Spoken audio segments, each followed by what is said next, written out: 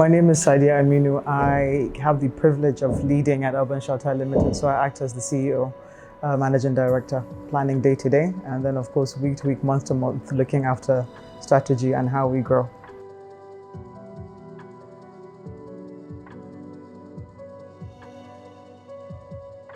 That's both a difficult question and a really easy question. So it's something that what I call, it predates me. It's something that I think speaks to our roots and our foundation. The real estate industry in Nigeria generally is quite small. It's young, let me put it that way. So Urban Shelter now getting to its 35th year means it's one of the dinosaurs in the industry. So that legacy, I think it's become synonymous with that industry. It's become synonymous with a sense of integrity, a sense of trust and credibility. I think when you talk about Urban Shelter, the first thing you actually don't necessarily think about is the housing or the estates we do.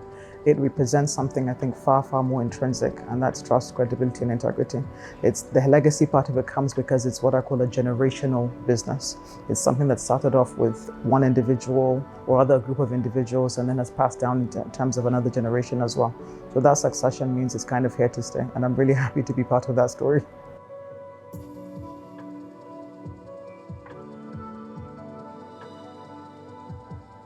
So I think because we've stayed consistent, because even though it doesn't sound difficult, we've always done what we've said we're going to do. If we say we're going to build your house, we build you the house. If we say we're going to build you the shop, we build you the shop. If we're going to create your office or a hub, we actually do it. So I think staying true to our words had allowed people to be able to depend on us, to rely on us, that level of consistency and commitment. And of course, we're bringing in our passion that we do every single day, our diligence as part of a workforce that wants to bring a sense of comfort, a sense of joy, a sense of achievement also to our clients. That's something we hold really central. We've evolved in terms of just our reach, starting off. We've always been in Abuja. Interestingly, even though the family itself as a family-owned business is from Niger State, but we actually started our footprint here and then expanded into Niger State, expanded into Kaduna State, and then we had a 10-year dream of being into Lagos. And I'm so happy that in 2019 we started that from one project in Lagos to now four projects in Lagos. So that evolution has been really exciting. The evolution also, I think, in terms of the diversity of the portfolio. So starting off from doing just houses or homes, and then we evolved into markets, then we evolved into shopping malls, more formal shopping experiences, and then also into office spaces. I think that also speaks to how we have grown, how we have carried our clients along, how we have ensured that we are responding to changes in the economy, changes in client taste, and just ensuring that actually we're meeting the needs of our clients. Yeah.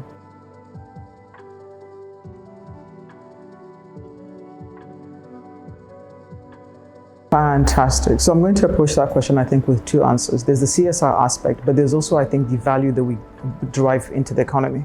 And what I mean by that is if we're building an estate of, say, 100 homes and we're ordering doors, 1,000 doors, you're directly helping the manufacturing industry for doors in that local economy. There's a door manufacturer suddenly that has a captive industry, the Urban Shelter, where they can then spend the next 6 months or 1 year producing doors. If you're doing tiles, because we're so large in terms of the scale of products we do, we're not ordering just 1,000 square meters of tiles, we're doing 10,000 square meters of tiles, and so on and so forth. That also kickstarts that industry. So, I always say one of the things I love about the impact of real estate is it's such a huge value chain. The only thing comparable might be agriculture.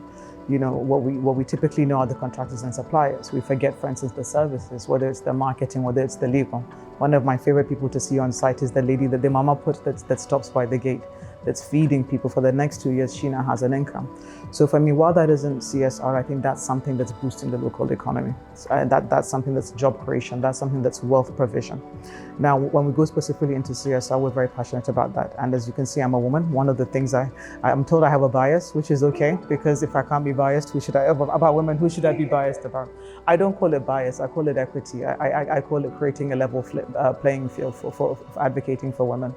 And we do a lot in that, whether it's celebrating the girl child, not just celebrating, but actively putting our money where our mouth is. So we do a lot with secondary schools in terms of that. We do a lot of scholarships.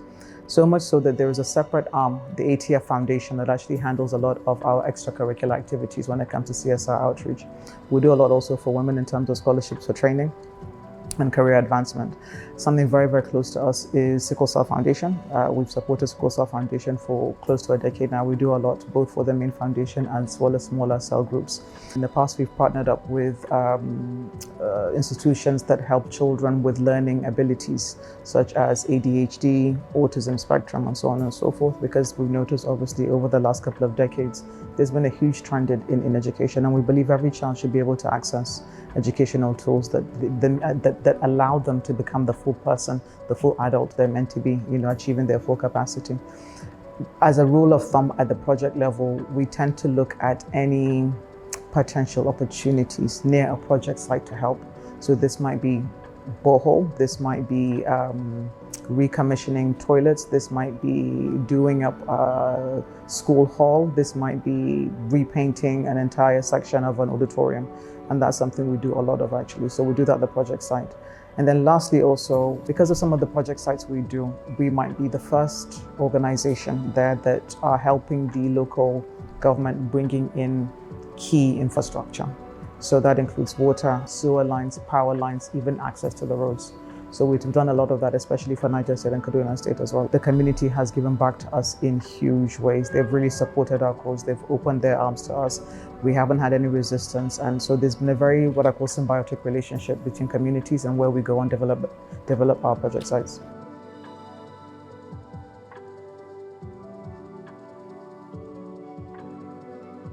I think it's such a valid thing, and I have to confess, it's something that we all struggle with as a nation when it comes to being customer-centric, but we've put it as one of our top objectives in terms of how do we ensure that we're meeting the needs of clients.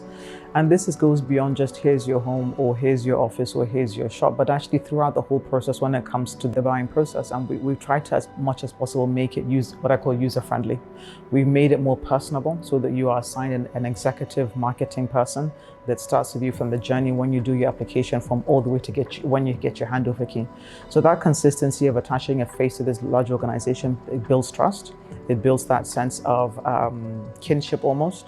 People feel very more comfortable with you. You find a lot of clients are like, no, I'm waiting for XYZ because this is the person that's been handling my case. How do we know that this has been working? We know that this has been working because I've been in urban shelter now for 17 years, but I've had people that will say to me, I bought XYZ before you started in this company. I have bought A, B, and C over the last 20 years in urban shelter, and it gives me such a sense of joy because they have clearly found us worthy. They have enjoyed how we work, that interaction, and they have appreciated the products, the real estate offerings that we give. So they would have bought from, say, Katempe 20 years ago, and then they would have bought from Kobo 15 years ago, and then they would have bought from, say, Evergreen 10 years ago, Apple 5 years ago, recently Bellevue. And that means that absolutely, that they also appreciate that level of customer-centric approach. So we're doing something right, and I hope that we continue to do it. We make ourselves available. We do a lot of customer engagement, whether it's via our newsletter, whether it's emails, sending out birthday notes, Salah, Christmas, things along those lines to ensure that we're keeping in touch with them. We also give what I call long-term clients. We get in touch with them quite early whenever there's a new launch of a project. And then when it comes to new clients, we do a lot of events, a lot of conferences, and inviting them to things along those lines. So we try and keep in touch. We try and make sure that, especially what I call long-term clients that are carried along, but we also try and build that trust for new clients as well. And really the term is just trying to be very user-friendly. It's being approachable. It's having a one-on-one personal care. It almost feels as though it's like that kind of your relationship manager with a bank, without the give me money. But it's a case, yeah, so because you can easily take a year, 2, or even 3 years in that relationship of kind of paying off for your house or the completion of a house and handover. So it's a unique relationship actually between Urban Shelter and its clients. Yeah, we don't take it for granted.